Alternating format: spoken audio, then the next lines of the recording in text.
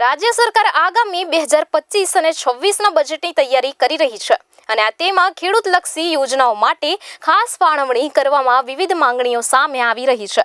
સાવરકુંડલાના ભાજપના ધારાસભ્ય મહેશ કસવાલાએ તાર ફેન્સિંગ યોજનાના બજેટમાં વધારો કરવાની માંગ ઉઠાવી છે।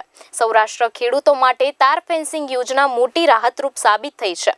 આ યોજનાના અંતર્ગત ખેડૂતોને સહાય આપીને તેમના ખેતરોની રક્ષણ માટે તાર ફેન્સિંગ કરવાની મંજૂરી મળી છે, પરંતુ હાલની જોગવાઈ મુજબ જે ખેડૂતો વહેલા અરજી કરે છે તેઓને જ લાભ મળે છે, જેનાથી અનેક ખેડૂત આ સહાયથી વંચિત રહી જાય છે। આ સમસ્યા દૂર કરવા ધારાસભ્ય મહેશ કસવાલાએ રાજ્ય સરકાર સમક્ષ રજૂઆત કરી છે કે આઈ ખેડૂત પોર્ટલમાં થતી ઓનલાઈન રજીસ્ટ્રેશન પ્રક્રિયામાં સુધારો કરી લાભાર્થીઓની સંખ્યા વધારવી જોઈએ।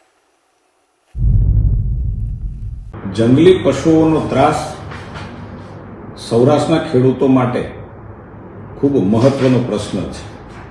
સરકારની તારની વાડની યોજના એના માટે કારગત પણ નીવડી છે। મેં રાજ્ય સરકારને, માનનીય મુખ્યમંત્રીશ્રીને અને રાજ્યના કૃષિ મંત્રીશ્રીને વિનંતી કરી છે કે તારની વાડની જે યોજના છે એમાં વધારે ખેડૂતોને લાભ મળે એટલે બજેટમાં વધારો કરવો અને જે વિસ્તારોની અંદર આવા જંગલી પશુઓનો ત્રાસ વધારે હોય આવા વિસ્તારને આઈડેન્ટિફાઈ કરી અને ત્યાં વધારે બજેટ ફાળવવામાં આવે તો હું એમ માનું છું કે વધારે ખેડૂતને લાભ મળે ને સમયાંતરે આપણે ખેડૂતોને આ મુશ્કેલીમાંથી આપણે દૂર કરી શકીએ, ખેડૂતોને મુક્તિ આપી શકીએ।